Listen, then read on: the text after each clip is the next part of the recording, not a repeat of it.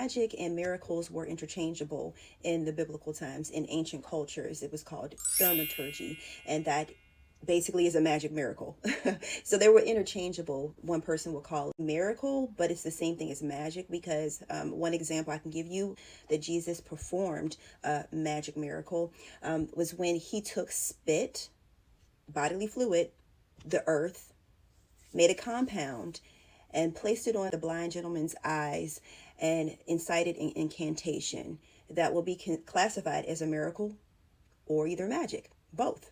The difference between magi and wise men and a sorcerer. So there are texts in the Bible that condemns sorcery, but we have to determine what type of sorcery. So in Galatians and in Revelations, the word that they have there for sorcery is actually pharmakia. And pharmakia encompasses 3 types of magical practices. So you have herbal magic or herbal healing, and that is using bitter herbs more so, like hyssop and wormwood. That is one form of pharmakia. Another form of pharmakia is poisoning the body to like harm the body, and that is the no practice. And then you have pharmakia as far as using a pharmacon, like the scapegoat in the Old Testament. The scapegoat is also considered to be casting lots. And so casting lots is a huge topic, as there are many forms of casting lots. You mentioned one here, the Urim and the Thummim, also Moses' staff. You were right about that. And I've done several videos about Moses' staff.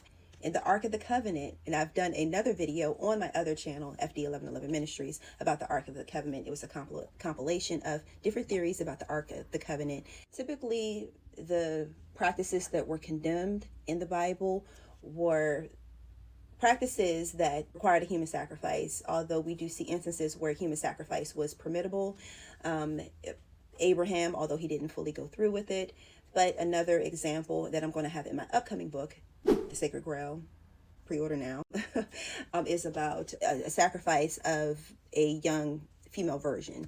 Obviously, no one is conducting human sacrifices, but what I've noticed over my studies is that not only the children of Israel, but also other cultures, whoever they conquered, they would take on their spiritual practices and even their deities, rebrand them, rename them, pretty much plagiarizing their spiritual practices and their culture, demonize them, the originators, and take on all of those practices themselves. Anyone that was outside of the children of Israel, they just took on their practices and claimed it to be theirs and demonized the others. Don't forget to get my latest book, The Bible's Hidden Divination and Magic, available on Amazon, as well as TikTok and Instagram, and my Etsy shop.